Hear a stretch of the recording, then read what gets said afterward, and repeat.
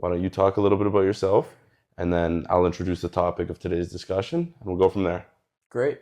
All right. So thanks for having me. My name's Ben. I'm a recent alum from Cornell University. And next year, I'm pursuing my PhD in math at UVA.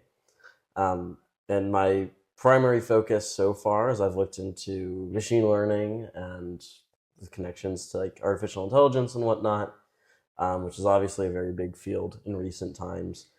Um, so yeah, I do research in broadly in the field of machine learning, and really exciting. It's like the biggest industry in the world, so I'm excited to talk about it. Yeah.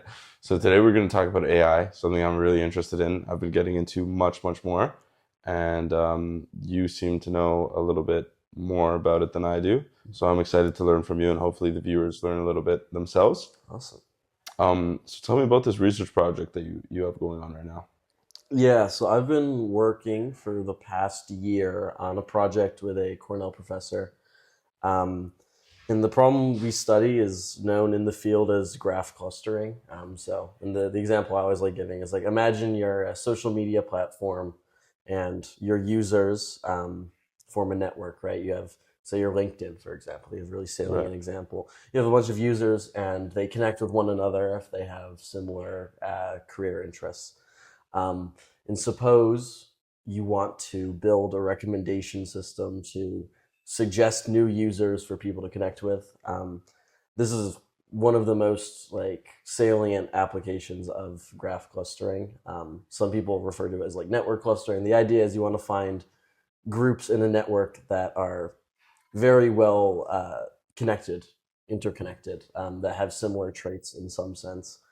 Um, so that's the problem we study. We've been working on it for the past year, and the goal of our work has been just improving on previous algorithms and coming up with some new ideas that patch some of the holes that we saw in previous work. So we're very excited about it. We're looking to publish in the near future. Within like the month, we're about to submit our manuscript. So it's a very exciting time. Oh shoot. What does the Yeah. manuscript look like? Is it code?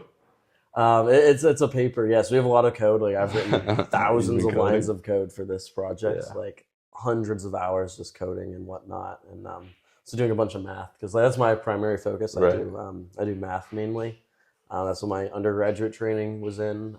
That's my focus for graduate school. But so I'm really passionate about like this intersection of like technology and computer science, but also mathematics, and seeing like how this really out there abstract mathematics can be applied in a super usable and like practical sense. It's something I'm really passionate about. So okay. So where did this passion come from? Where did you find that intersection? When did you become interested in all that? Yeah. So I've always liked math. It's always been like my favorite subject in school. And like when I came here and I started doing a lot of it, like I really developed a passion for like the theory and the academic side of that. But my love of like machine learning and like this computer science intersection came really last year when I started working with my research advisor. I was looking for a job over the summer, and Cornell offers this really good program that sets up undergraduates with research opportunities. Mm. And the advisor I looked into did a lot of really cool like mathematical based machine learning where it's you study machine learning algorithms from a mathematical perspective. And I found that work super intriguing because when it comes to math, some of the more like out there pure mathematics stuff like seems a little unmotivated to me. Like I can you lose me a little bit when you start talking about things without like clear application. In what So sense? for example, like some fields of like pure mathematics, like they're almost more of like it's like an intellectual pursuit in the sense where like we're not really too concerned of like the use of like the certain It's just all mathematical theory. idea. It's yeah, it's like uh, some people look at math as like a language for which you can write ever increasingly difficult puzzles in. If that makes sense, you know what I'm Yeah. saying? And some people take that to an extreme where it's like, okay, we can ask some really complex question in this very complicated language known as math, and then they Yeah. spend their whole life working on it. And even if that question doesn't have a clear application, it's still interesting as like an intellectual problem, but it loses Right. me a little bit. That's why I admire math so much. I feel like in some university degrees, not to offend anybody, But in some university degrees, it just kind of becomes this intellectual circle jerk Yeah. where you're kind of like building on nothing and just talking about these like abstract theories that aren't really applicable to the real world. Mm-hmm. So you're about to pursue, I don't know if we could talk about this. Yeah, no, we can. You're about to I've pursue already your accepted. PhD. Yeah, yeah. There you go. Yeah. So you're gonna be a doctor in math, I guess. Yeah, hopefully. Doctor of the numbers. A long road. Shout out to Dr. Hoff if you're listening. Yeah, Dr. Hoff. If you're listening, we love you. So what do you see in real life that kind of like coincides with math? Does your brain work a little bit differently, like learning math than somebody who doesn't? Or do you like work in systems or? Yeah, if it like to like trains your brain to look at things in a very structured manner. Just like recognize patterns and like think about problems. Like I think mathematics is like the purest form of problem solving.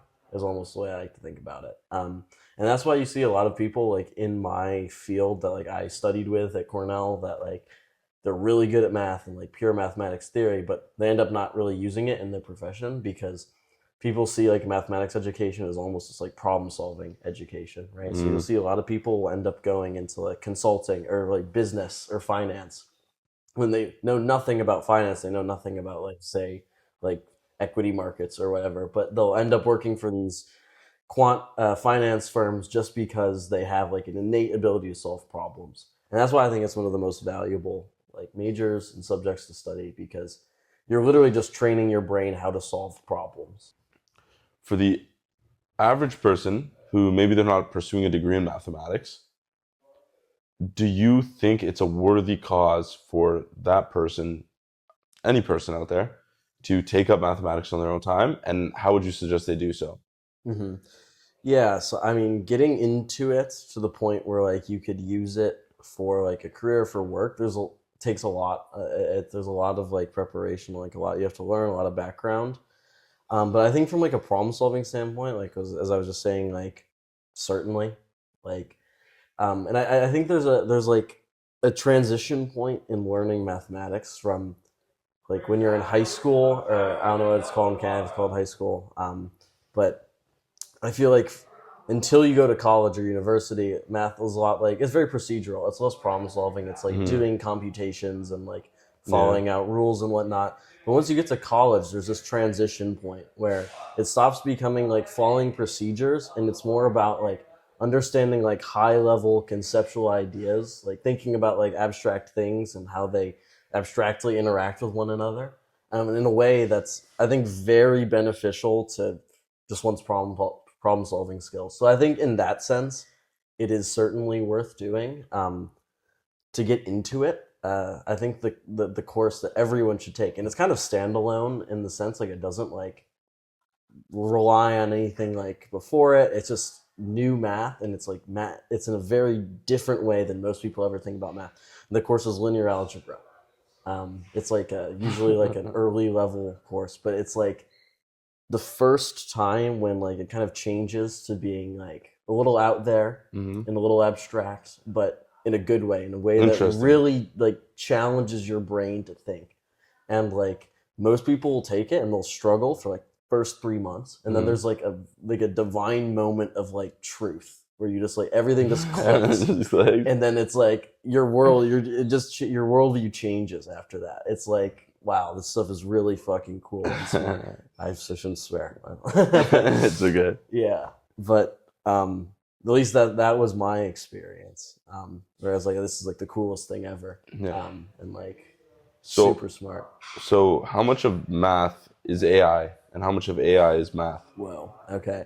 So that first part of that question, I mean, AI is all math, like machine learning, like the entire like framework that makes it function. That's all reliant on math. What type of math? Linear algebra, pretty much. Like Get out of in town. terms of like my research, that's like all I care about, pretty much. Okay. And I think that's a cool like testament to like how like really like abstract and like out there ideas that like you like learn it in class and you're like, all right, I don't know how anyone like this is not useful. Like why would anyone ever apply this? This is so out there. But then like when you really get into it and like when you're doing research, you like see how these ideas are like actually use to produce something practical, and it motivates the entire study for me. And I'm like, that was like really the point where I was like, this is super cool, and I get it now. I get why people study it. But what have you found to be practical? Like what excites you? What seduces you about linear algebra? Where you're like, wow, this is practical in my life. Like I should really pay attention to this right now. Just like there's these things that in the study of linear algebra that like would not exist otherwise. Like that if we didn't have like these like mathematical tools, like literally all of this machine learning and artificial intelligence just wouldn't exist. Really? Like, it just like does not like happen. Like you couldn't define these things, you couldn't talk about them, you couldn't do all of the procedural algorithmic things, you couldn't prove that they're correct, you couldn't do anything. So who created AI then? A mathematician? Was it a mathematician? It's actually, yeah, so it was a statistician, actually, which is like What's a a statistician? subset of math.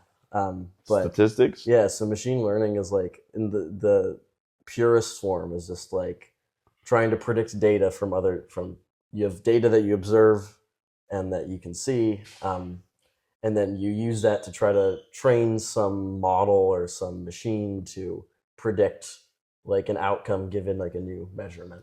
And like in the most pure form, that just looks like, oh, you have like we all did it in like high school. You have like a data, like a bunch of data points, and you like fit a line to it, and try to, like Yeah, the line there you of go. best fit. There you go. That's like line the chart. first It's a like classic. exactly. That's like the first like it's not as glamorous as like a chat GPT, but that's like the first like moment where like machine learning like ideas came into practice. And that's like super like that's existed for so long, and that's like a So pretty how old do you think AI is?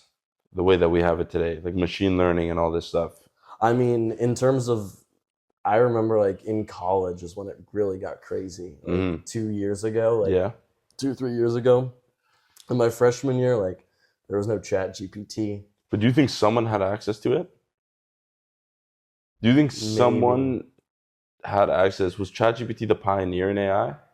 I can't say that I'm too knowledgeable, but I About the mean, history, ChatGPT in yeah. my experience like was like the first big LLM, like large language model.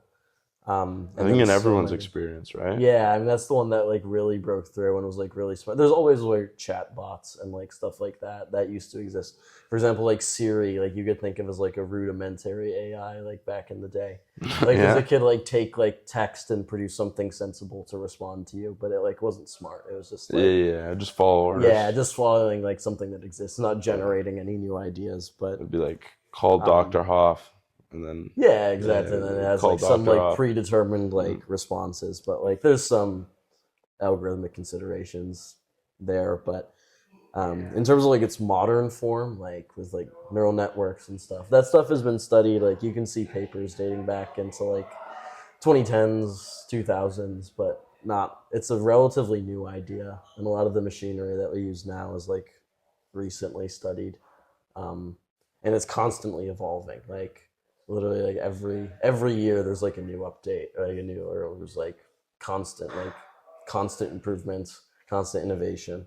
Yeah. Yeah. So as a mathematician who's looking to pursue a career in AI, where do you see AI heading? Because I obviously you've kind of like looked at the long-term ideas of where AI could go yeah. if you considered it as like a career and whatnot. Yeah, I mean, I think it's going to be like pretty much everything. Like, it's the biggest industry in the world, like, or one of the biggest emerging industries. Like, absolutely. And whether like you hear like these like doomsday kind of scenarios of oh, it's going to replace all these jobs and whatnot, and I think to some extent that's true, and that it will replace a lot of jobs. But what I really see happening is that it's almost going to become like a co-pilot. And there Yeah. actually is like something called Microsoft Copilot, which is essentially what this is, but Right. it like facilitates work. It's not going to replace workers, but it facilitates the work that they do. Right. For example, I know we were just talking about like, for example, like elementary school teachers or like like lower grade school, like lower grades. like a lot of like the skill in that profession is like teaching like kids, like being able to like explain and get like a new idea across to like a young kid whose brain is like still developing. But like a teacher, for example, could use like chat or like some other LLM to like generate like course material and like things that like would normally take them a lot of time to produce, but now they can just circumvent all of that unneeded time and really spend all of their time Yeah, focusing on what's important, which is like teaching kids and like trying to improve as a teacher instead of just yeah. pumping out Yeah, and materials, right? even sometimes it might be more important for the teacher to focus more on the way his emotions are being conveyed by Mm-hmm. the children and the way that he's like delivering the information rather than Yeah, the information itself, that's the right? most important thing. Yeah, Exactly. That's like the absolutely. human part of it. You don't really Yeah, need, and to be honest with you, ChatGPT is probably smarter than like like I yeah, mean, it has access. It's like a brain that has a bunch of data in it. and the way it works is like it's trained on like the internet essentially. So Right. like all these resources that you can like use to like self-study grades 1 through 12 and even in college, like it's seen that and it's Yeah. trained on that. So like if you ask something like analogous to a common problem that you'd be, presented with in grade school, then like it's going to know the answer, right? And it just saves time like searching through like sources and whatnot and finding resources. It just does that because it already knows. It's trained on everything. So I think that's like one of the most practical use cases of LLMs and AI. That's where I foresee like it going mainly. Yeah. Um, I believe that as well. I think it's going to be AI. I think it's going to be AI powered humans, like kind of same yeah, thing. You know what yeah, I mean? yeah. I think that's also healthy for society instead of just replacing Yeah. like. Do you think there's a resistance? Oh, absolutely, absolutely. Bring it on. Bring on the Yeah, better AIs. Like, yeah. I mean, like, I think there's a lot of resistance from like older people. I think young people are pretty like right. quick to adopt it, or they're Yeah, not let's embrace averse. it. But like, I don't know, older people, it's like new technology. You know how people tend to be with that. Right. Like, or when my I don't grandparents understand were that being mindset. introduced to Yeah. like the iPhone, like they weren't even cool with that, and like let alone like the idea of Yeah. like Chat Yeah. GPT is that's a different beast. An interesting consideration is that like a lot of the students that are growing up now, like I'm talking like the kids that are in elementary school, like in like today, like I'm very very worried for them. I'm not gonna lie, because Chat GPT could do everything to 100% accuracy or like strikingly good accuracy, like until college, like without a doubt. Like Really. I like if I was a kid and had Chat GPT in like undergrad or Oh, like we'd have a before field day, undergrad, buddy. I wouldn't do anything. I Yeah. would be brain dead. Like Yeah. I wouldn't use my brain at all because Yeah. I could just like ask Chat and it would tell me.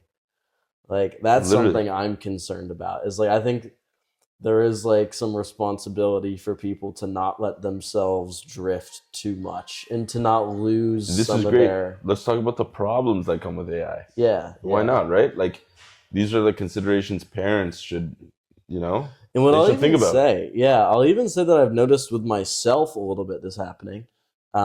I use because I wrote a lot of code for my research, and um, it's kind of like a recursion, but like I think it's turns out that like AI is really good for like coding research and like coding. So Yeah. like I do a lot of like code for my like AI like machine learning research, and it turns out that machine learning is really good at like facilitating that. So I'll ask it like coding questions, like because it knows like it's trained on all of like the code documentation and whatnot. So like it can write Python better than anyone. So I'll ask it a lot. Like how do I do this thing? How do I do that in code?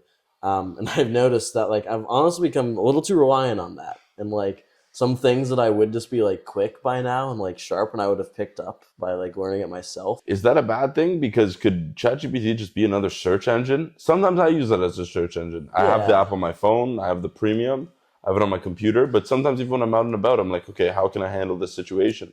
like maybe it's just gonna change how we work, and like Literally. maybe it's like there's like this transitionary period where it's like some cognitive dissonance surrounding like oh maybe I'm just losing it, maybe I'm not as smart as I used to be, but maybe this is just like how you have to approach work Okay. from now on. This would be super based, but would this be smart? If there is a young man who just rejects technology and says, screw Like it, I'm Ted going the old Kaczynski. fashioned way. Like, does that even pay anymore? Is that like, that's the thing. Like, there is honor in that, and that's the way I would like to live. Yeah. In all honesty, I was off social media for years. You know this. Like, for a long time, I didn't have, the Instagrams and stuff like that. Yeah. And people kept telling me, you need to get on Instagram, you need to do this. And I had a great social life. I had a great life, academically and everything. And not that, the internet stopped that, but I kind of found peace and love for living naturally. So, like, is it even profitable to live naturally anymore? Like, I feel like you're kind of losing out if you're not. It's like the old saying, it's a horrible saying, and I hate to say this, especially on the pod, but if you're not cheating, you're not trying. Like, if you're not finding ways to get ahead, like, are you really trying to get ahead? And AI just offers such a solution. That's true. Yeah. Interesting. It's quicker. It's better than Google. It summarizes like every search. You don't have to look through 15, different websites. It is. And I think how we used to. Are we the last generation of, like, smart people? It's certainly a concern, yeah. Because we had, I don't know about you, but I grew up, I didn't have a phone until I was in grade 10. Yeah. Not because, like, I couldn't, I didn't have the means to have a phone, or phones didn't exist. It was just because it wasn't that prominent. Takes you out of the present. It's not. Yeah, not and my parents were just like, yeah. They were just like, let him grow up. I was picking grass and playing soccer and wrestling with my friends. Like, it was just. Yeah. No, I mean, honestly, in my ideal life, I could retire with like all my money and just like live in like a remote area of like Alaska. Like that's what I would do. Like the natural dream. Like, that's awesome, right? That is everyone's dream. I feel like realistically, it's like, as is with most things, you have to strike like a balance, of course. Like, obviously you could not use this amazing new tool and like be outworked by everyone else who is, or you can be, turning to Chat GPT to solve all your problems, then your brain is going to go to mush. Like, you're of course going to have to like stay like in a good middle ground. And sometimes I'll even do that where I think like, okay, I could chat this, but I want to prove to myself that I don't need it. Do you really think that? Sometimes I do that. I'm like, say, I'm going to take the hard road maybe it'll today. take a little bit, maybe 5-10 minutes longer to do this little task, but I think it's a good thing to like stay sharp, like occasionally to, make sure you still have it. So then like when you get to a situation where like, oh, I just want to get something done, I want to like get work done faster, I'll let me use chats or like help me write something. It's like, you at least know to yourself that I could do it, if like I could do it, but this is just making my work more efficient. You know what I mean? And like, that might be the smartest way to do it. Yeah. You're in a unique, like a more unique position than a lot of people because you're a mathematician. And you're powered by AI, so you're kind of, and AI can't do your work right now. Yeah. Can AI do your math? No. So like some of the classes I've had, like if it doesn't already exist on the internet, like if the problem hasn't been solved, like it can't do it. If it's like a novel problem without any solutions, like coming up with like the new ideas, it certainly struggles. So there is a lot of hope that like it's not going to completely take over all like thought and like intellectualism. It's just not. Yeah. It's not there yet, and there's a lot of bottlenecks in terms of like getting to the point where it's going to be that good. Do you think that AI will ever become on par or exceed where it is now to the point where it could solve these unsolved equations / be on par with like the human brain? Yeah. So that's like the big question, right? Is like, when is it gonna surpass us? Can it? It's interesting that you said when. So when, if and when is maybe like what I should have said is, It's more realistically a when. Yeah, more realistically a when. And like if you look at recent years, like a few years ago, these LLMs didn't exist, and like with even within the past year, like the improvement that you can even like see in chat, like from chat 3.0 to chat 4.0, and even some of these other models like DeepSeek and Perplexity and whatnot. Like you can see like just how much better it's gotten within such a short amount of time. And some people think that this trend is going to continue and continue and continue. Others think the opposite, in that eventually you're going to hit some sort of limit. Um, and I tend to lean towards the latter, in the sense that, and maybe this hurdle will be overcome at some point, but one of the biggest problems in like the field of AI and machine learning right now is a lack of data. Because when you train things like ChatGPT, for example, since someone's got to teach Yeah, it, it's all right? it's all Like, just database. like humans have to be But taught, what do you mean like, a lack of data? it takes a lot of training data for these things to like become smart and to like know what to do on like unseen data. So you feed it a bunch of things, like a bunch of data for which you know like what like a good answer to the problem would be, or like a good response would be, and then you It's train it. massive amounts of data. Yeah, and then it tries to extrapolate that, so when it sees something new, it has a whole host of like prior examples for which it knows the right answer, and it can kind of reason and piece together what would be like a sensible output. But the problem is this: you need lots of data to So run these who really. provides this data? Um, that's a big business. That has to be a Data is a huge, billion-dollar business. really. Yeah, And for who instance, and who would run? something that blew my mind. I learned this at like this one Cornell thing like a year or so ago. So you know how when you're like creating accounts or logging on to something online, sometimes you have to do like a reCAPTCHA. Right, It's like verify you're a human. right. And it involves usually like clicking some boxes that have some like object in it or whatnot, or like doing some other task. And you think this is to make sure you're not a robot, and that's partially true. And like the original reCAPTCHA was to do like human verification. But what this reCAPTCHA thing is it's actually a data company in disguise.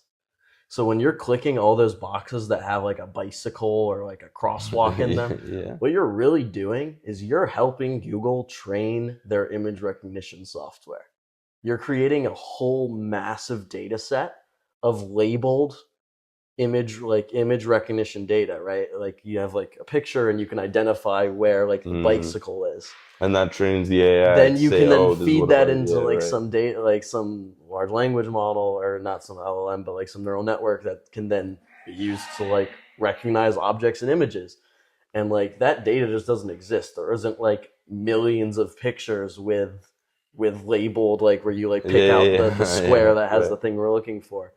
Um, but that's precisely what reCAPTCHA is. So So big corporations now need to create sophisticated ways to kind of trick the consumer into training their data models.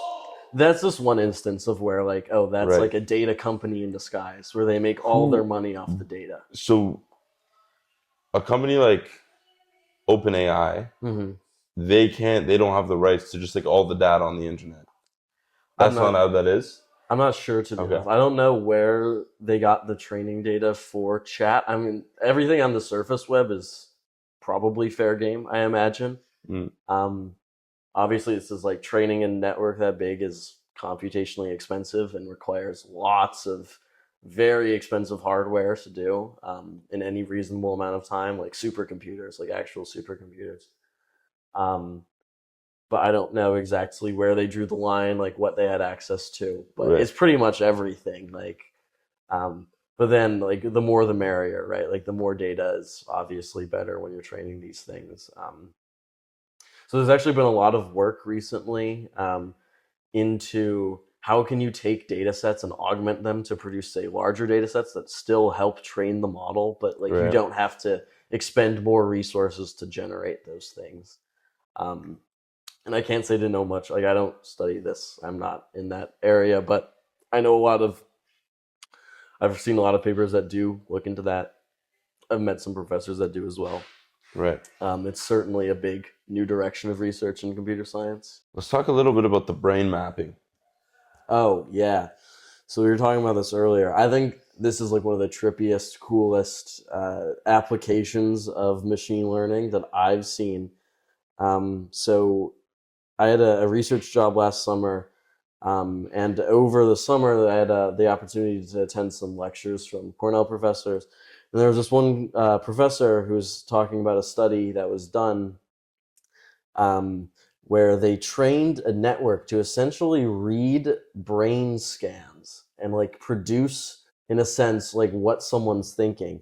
And the way they did this is they like wired up participants to a bunch of electrodes to like read like brain activity, and what they would do is they'd like show them a picture in front of them, and they're looking at the picture and their brain is going to activate in certain ways, and they fed this input into a neural net that has never seen the picture ever, right? It has no idea like that, like this image even exists, but somehow, to some strikingly like high level of accuracy, it can recreate, like the algorithm can recreate the image that the person was looking at just based on their brain activity, which I It's think crazy. is absolutely wild. And why do you find that so wild? Why are you so fascinated by that? Well, it's like the computer has never seen this before and like has no idea. And just from like electrical activity in your brain, it can reproduce like to insane. Like I genuinely can't even like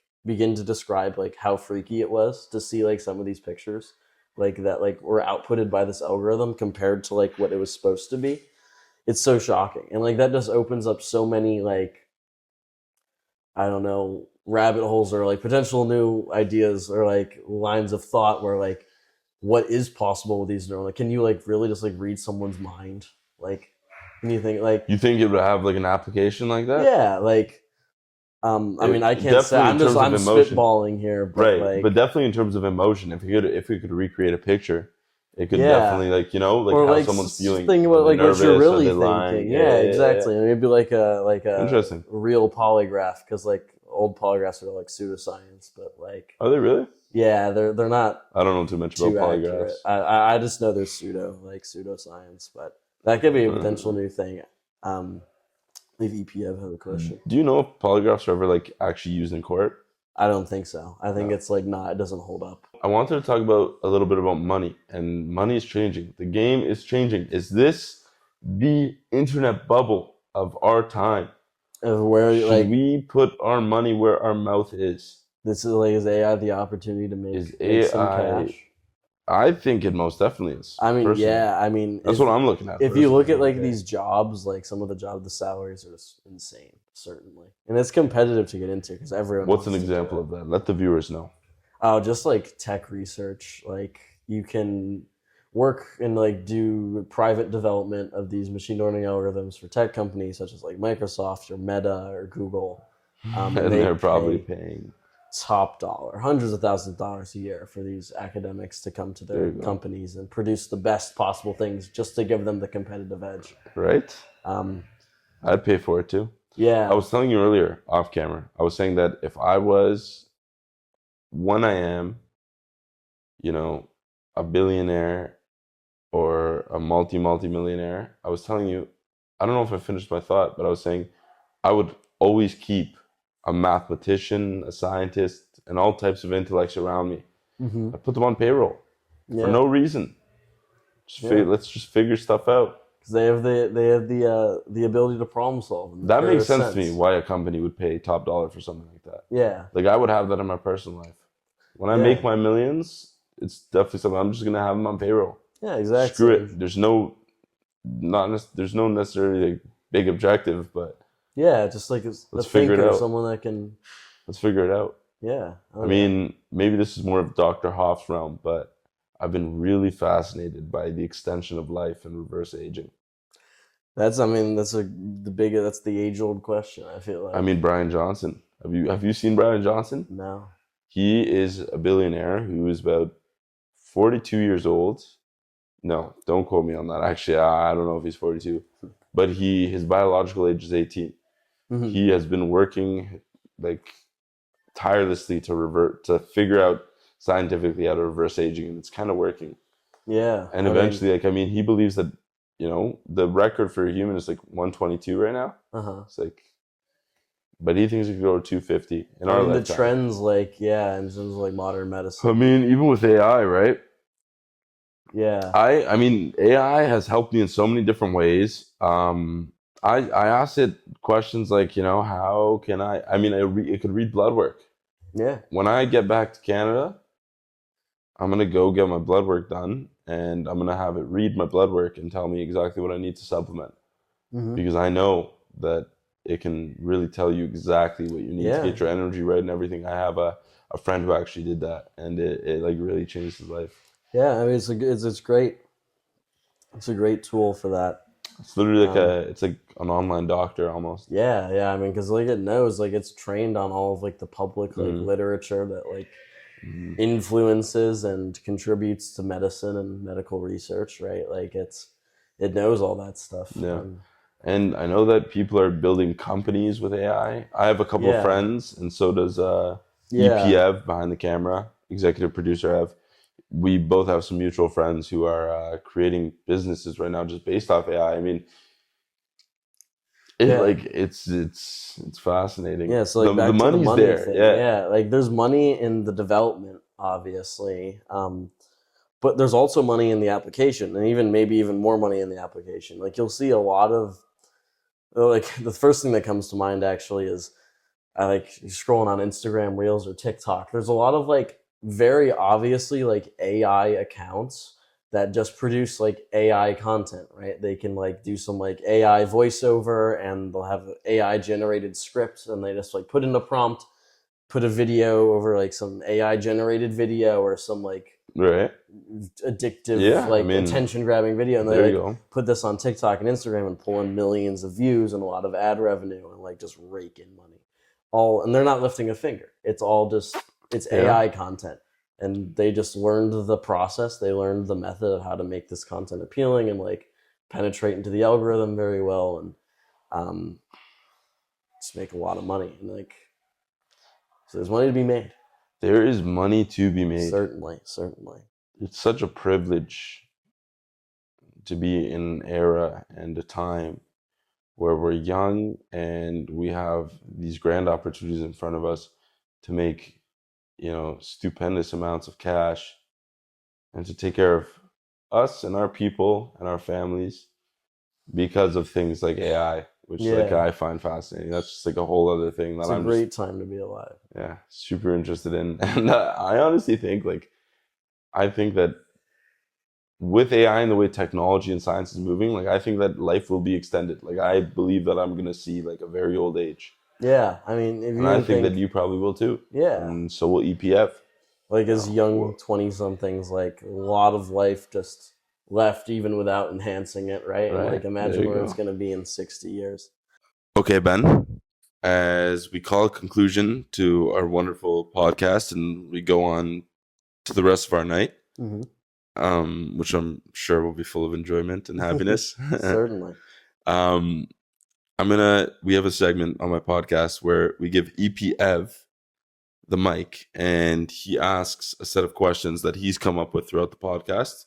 And they're kind of like rapid fire. You could answer in depth or you could answer in a couple words. It's completely up to you. Hmm. But yeah, take this as like a fun little segment and not to be taken too seriously. So I'm going to pass All it to right, our gracious executive producer, Ev, who's been with us from the beginning of the let's pod go. and will be with us to the end of the pod.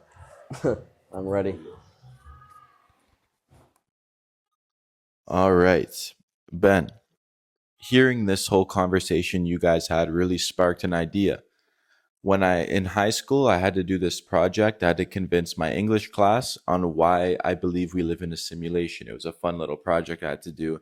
And Hmm. one of the key notes I took away from that was that the development of technology between the last 50 years is exponentially bigger and superior than the past 2,000 years.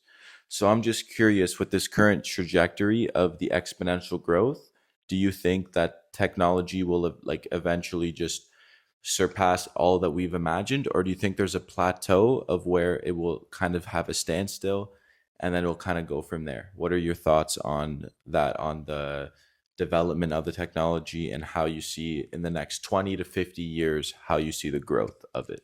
Yeah, I think especially in recent times, like we are experiencing the exponential growth, but almost as like what I was talking about earlier with like this plateau of as we reach like the limit of the resources we have. In the case of machine learning, it's obviously like training data and whatnot.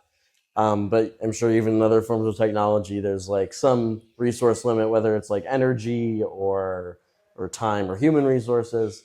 I feel like that's going to be the biggest bottleneck. While we have like the thinkers and whatnot to come up with these innovations, I feel like that's really where we're going to struggle in the near future, because big data is everything, but this data has to come from somewhere.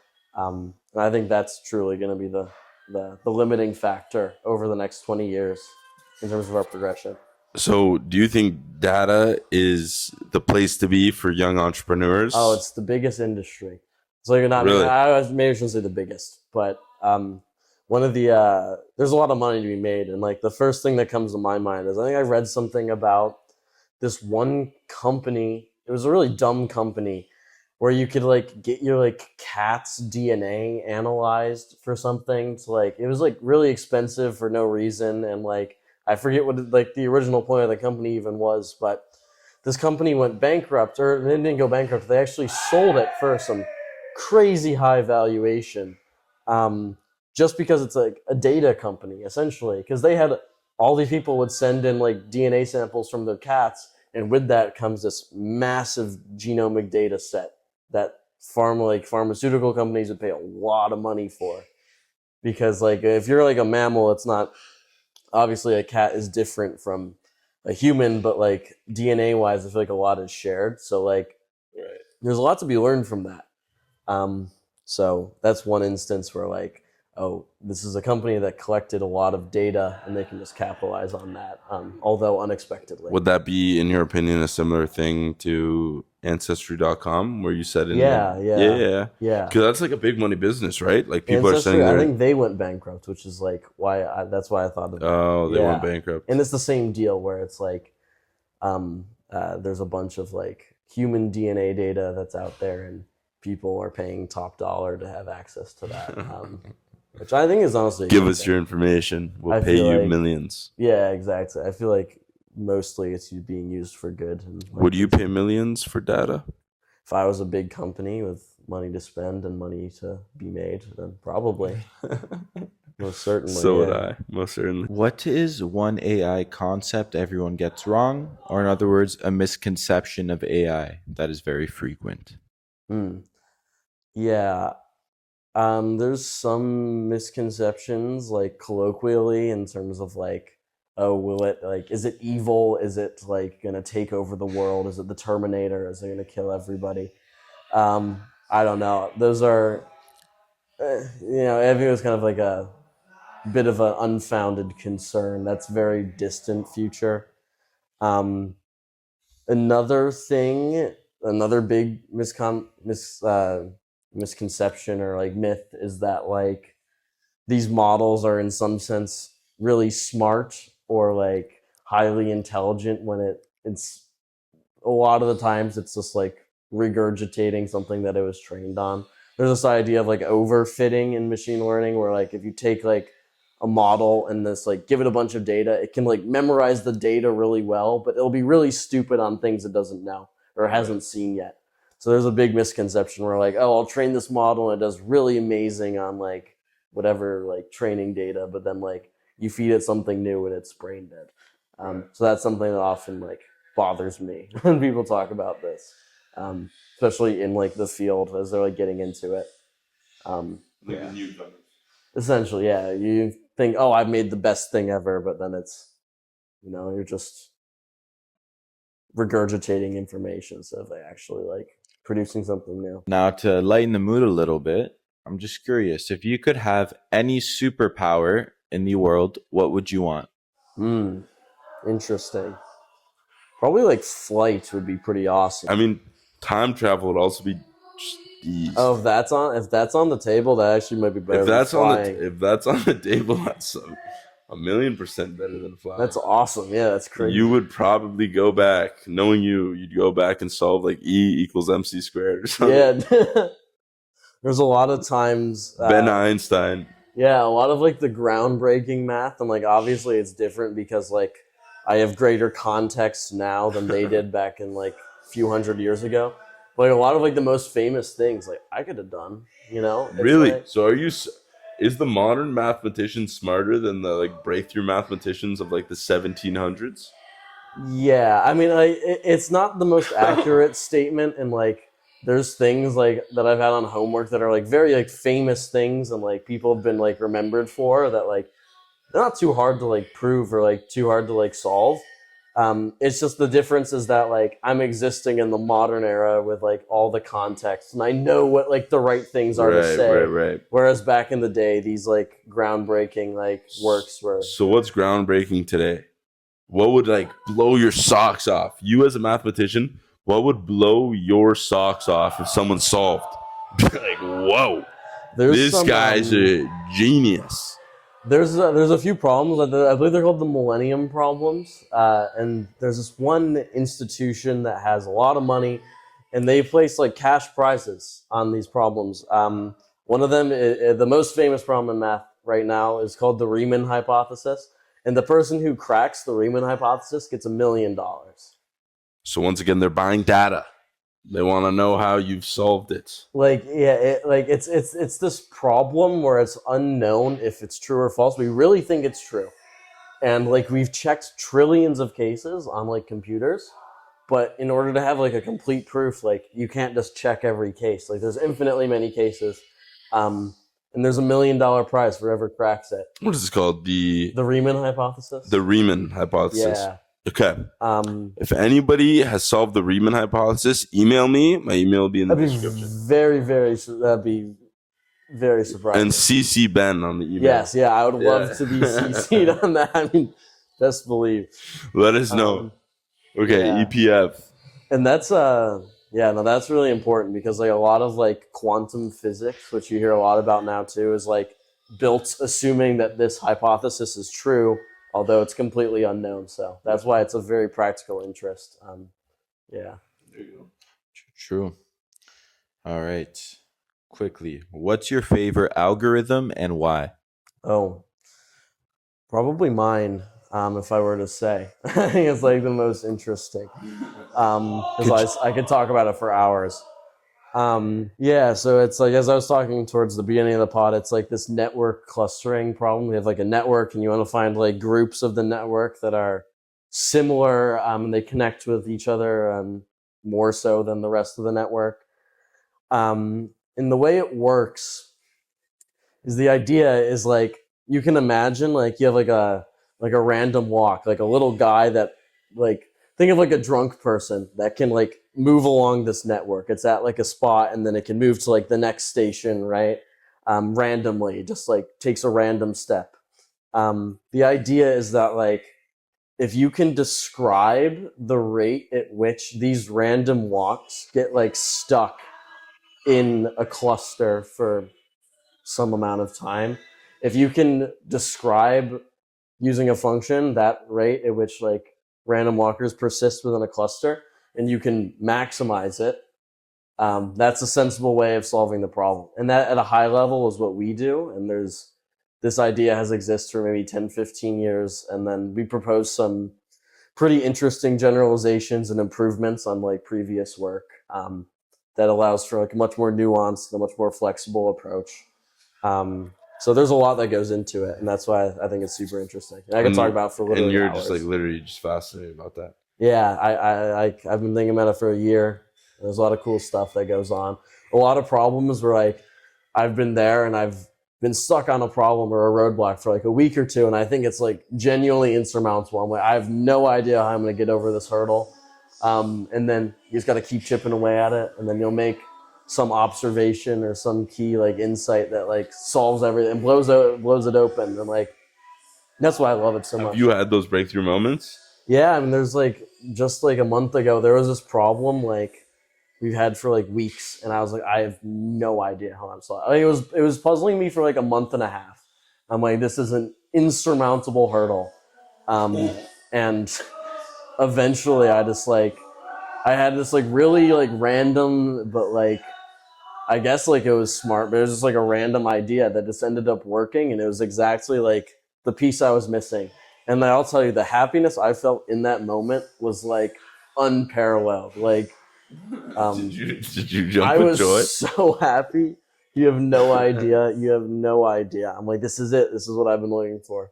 And like that's why I love it. Like that's why I want to do it. Like do research like every day for like the rest of my life because it's That's a blessing that you found what yeah. you No, I love to love do. what I do. That Absolutely. is just an absolute blessing. I Yeah. think that's why a lot of people are lost today. Yeah. Dana White talks about this too. He says that the biggest gift is just knowing what you want to do Yeah. and what you want to give your life to. I'm really grateful for that. Yeah. That's a big blessing. Yeah, I know, like really a lot of my friends, like a lot of like upperclassmen when I was like younger, they like had like similar conversations with me where it was like I'd ask them questions about math and I just thought it was the coolest thing ever. And like I ended up getting into it and just kept pursuing it. And here I am doing it as a job, which is kind of surreal, but it's really like one of the only professions where like every week you're encountering a new problem to solve that like you need to come up with a new solution for. And like that's like the opportunity to do that is a super valuable and wouldn't trade it for anything. Would you consider AI more of an art or a science? I think depends on what level you're studying it. I feel like in terms of like applied stuff, like we're focusing on like the application of the algorithms, very much a science. Everything's practical, and like from the standpoint of a practitioner, there's a certain way of thinking, very scientific, right? You run experiments, you collect data, you run tests to make sure like with some like statistical significance that like what you're saying is like accurate and your results are good. I think in the development, that's when it becomes more of an art form, because it's more of like mathematics. When you're trying to prove that like your algorithms work like entirely in the realm of mathematics, that's when it's like an art form. We have to think about like proof techniques and also more abstract ideas. I often say that like math becomes weirdly philosophical as it gets more abstracted and theoretical. I believe that fully. Yeah. Like especially as you get to like the side of like logic and like abstract algebra and whatnot, like oddly philosophical.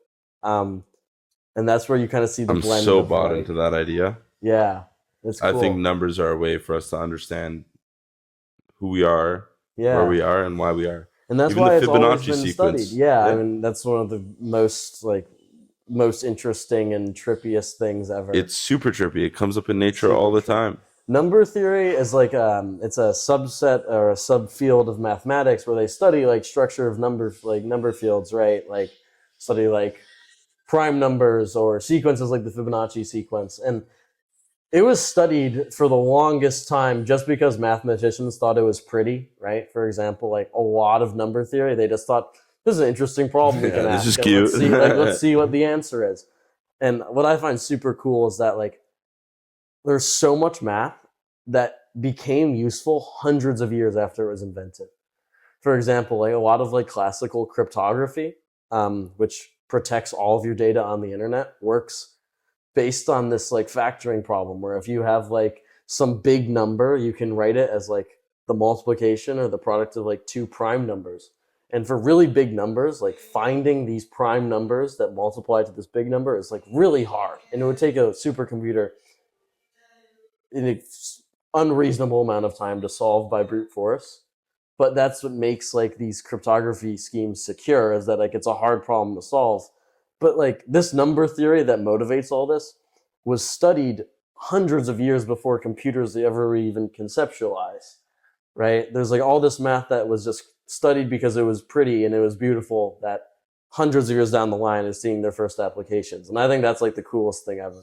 That is super cool. That's awesome. I am so bought in to the idea of math. I'm absolutely fascinated by it, and it's something cool. I've always like wanted to get deeper into. So hopefully after this podcast, yeah, I'd love to help. I mean, I'll get into some linear algebra. I love it. I love it. For example, Dr. Hoff, he took that class on my recommendation. Get out of town. Yeah, last semester. We had fun just talking. Shout out to Dr. Hoff if you're watching. Dr. Hoff. What is one ethical concern in AI that you have?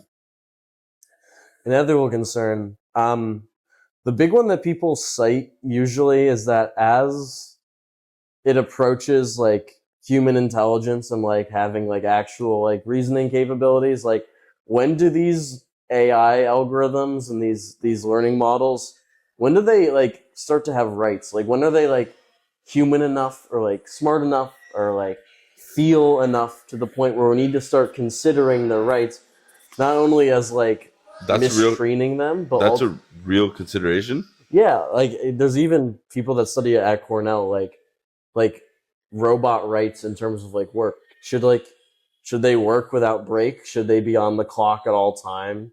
Like obviously ChatGPT is just a computer algorithm, but imagine you have things like algorithms like 50 years from now that think and have emotion and like actually try to imitate like actual human interaction. When do we start considering them as almost being like a living thing?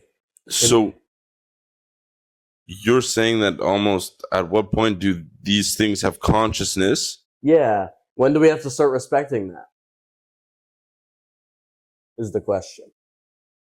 Whoa. Yeah, it's deep. I think it's far from like modern times or like currently. Honestly, I don't even think that we have the time to cover this, but that is just unbelievable. Yeah, and I can't say I'm certainly not. I'm more on the technical side of things, but there are like sociologists and other academics that study like AI ethics. AI replacing jobs. Yes, no, or it's complicated. What are your thoughts on it? It's complicated, but yes, it's absolutely like call centers and like tech support and a lot of like customer service based jobs.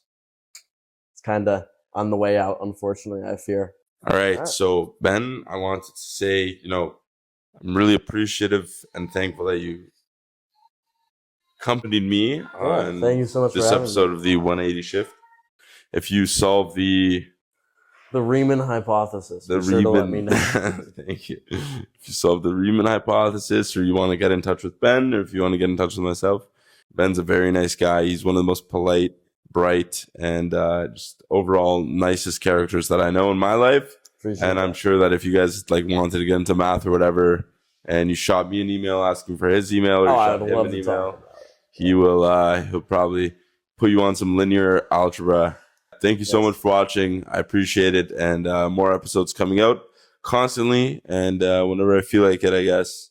But yeah, show some support, show some love. Stay blessed, stay based, TK5.